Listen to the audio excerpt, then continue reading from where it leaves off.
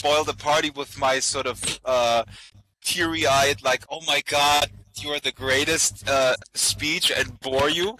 We're going to get back to 80s metal in due time, but I have to say that I am absolutely floored that Kes and Kiana, the Mad People, put this together so quickly. And yeah, Oble, I'm ruining my own party, dude. It's my right to own to ruin my own party. But anyway, so I'm drinking champagne here, and I'm just completely floored by the wishes that you guys are sending me, and I'm, like I posted on various social media, I'm just completely honored. I'm gonna cry. I'm just completely honored by the trust that a lot of you guys have given me to tell the stories in the video series and on the podcast, and it's just sort of a labor of love and a crazy obsession to just really tell the world out there how awesome this world here is and how awesome this community is, and that's my passion, and I will not stop. And it's been 9 years, and you know, the crazy thing is I started 2 months after I got into Second Life. I was contemplating for 2 months, what should I do here? This is awesome. Should I do music? Should I do this and that? And then I said to myself, no, I want to make stories and tell the stories of other people who thrive in here for whatever reason, who love this place, and by thrive I don't mean being economically successful. That is really very secondary. It's about expressing oneself, and I hope that comes across in the series. So 2 months after I got in here, I did my first machinima story about democracy in a virtual world, and that looks so crappy in terms of like visual fidelity, but who cares? I mean, go back to my channel and watch that one and cringe, please do. And just like everyone else, I came in with really very limited skills, but I wanted to do something, and that's what Second Life does. And I know many of you came in with an idea, but with limited skills in pursuing that idea, and Second Life gave you the opportunity to pursue that and learn those skills and really experiment and just sort of do it. And that's a promise. Okay, somebody's making some sound. Maybe I should get off the freaking stage. It's not me, so you're okay. I did not. I've not said a word. Telling us you are still able to walk. I'm getting all emotional, but so let me just say a few more things. Please, everyone out there, tell me stories that you think are worthwhile of telling. And I want to say this a lot. Some people have said in the video series, oh, you know, I'm not as sophisticated as some of these people that you portray, or blah blah blah, or what I do is sort of not really important or valid or whatever. And let me just say this because I have the opportunity to say this here. To me, every single person in Second Life who enjoys being here is worth a story. Seriously, it's not about like, oh, how much Linden dollars did you make last month, or how awesome is your build, or whatever. Like, you know, does it compare? Does it like, are you working in Hollywood? Can you know, are you at that level?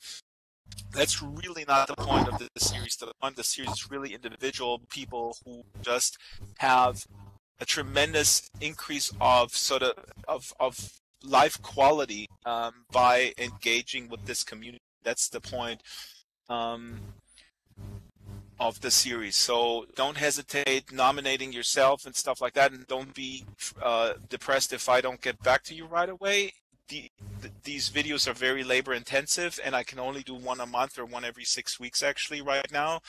There's plenty of stories, and there's a lot of parameters that go into it. You know, can I do it? Are people willing to be filmed in real life and all that kind of stuff? Anyway, blah blah blah. I'm absolutely honored, and I take this job or whatever, or this position very, very seriously. I have this opportunity to be a spokesperson for people who are very introverted at times, and I take that very seriously. And so I thank you for your trust, and I gotta say that our friend over at New World Tropes, and you can tell him, you know, he may be a nice guy, but I set my eyes on him, and I'm not going to sleep before I don't push back against his narrative, the negative narrative that he engages in. And if you don't know who I'm talking about, then God bless you. That's just sort of media craziness. Okay, Kes, awesome. Kes is awesome, and Kiana, and thank you, Hata, and thank you, Safia, and I should address every single one of you guys. Because it is just awesome. Oble, I forgive you stealing my time yesterday, filming your stuff. Jules, I mean, busy. I've known you guys for a long time. Trinity, Chris, Emeth, Nexus has been in several videos. Kai, Caitlin, Claire, Latok, Joey. Unbelievable. Astro Boy, you gave me a 10%. I should shut up. Okay, I'm shutting up. But please keep playing the tunes. Morganic is here from 1920s Berlin. Rhiannon is here. Rhiannon and I met in the so-called real world many times, and Indeed. Rhiannon, I'm talking here. It's my birthday. No, okay, but seriously, I'm getting really wasted. I hope you're having a good time, and Kes is doing an awesome job. And please play Scorpions Coming Home at some point, because It's next. that's from the same. It's from the same album. Then let me wrap it up with this. Coming Home to Second Life. I mean, this has like double meaning right now. This tune from the 1984 album Love at First Sting, Scorpions Coming Home, because it feels like home, and I hope it feels like that for a lot of you guys. And you know, we have so much press right now about virtual reality, and I read that stuff because it's my role sort of as this virtual journalist or whatever. And it is appalling how much they ignore this world, and you know, the new VR crowd. It drives me nuts. when I hear Coming Home from the Scorpions, it's really like coming home. This is really home, and I think a lot of people who are so obsessed with goggles or whatever right now really don't understand what that means, and what home means for a lot of you guys. The home away from home. This is more important in many ways than where I live physically. I mean, it's not unimportant to have a bed in the physical world, but frankly, you know, I can turn on the machine and here are my friends in this world, and it doesn't matter if I'm in an airport in Atlanta. I'm just bringing this up randomly because I logged on to Second Life in Atlanta once and I actually missed my plane. This is a true story. This is actually sad in some ways, and I'm sure the tabloids would have a field day. I got the time zones wrong. I had a layover in Atlanta, and I logged on to Second Life, and I was so engaged. That was years ago. And I was so engaged with conversations and stuff like that that I completely missed the time. Shit, yeah, who's recording this? And I missed my plane. And I go like, oh, shit, there's a different time zone. So, yeah, the tabloid would have read crazy German journalist or whatever pretend dude misses plane because he is you know, addicted to some stupid non-existing people. Yeah. I don't know what I was thinking about at that time.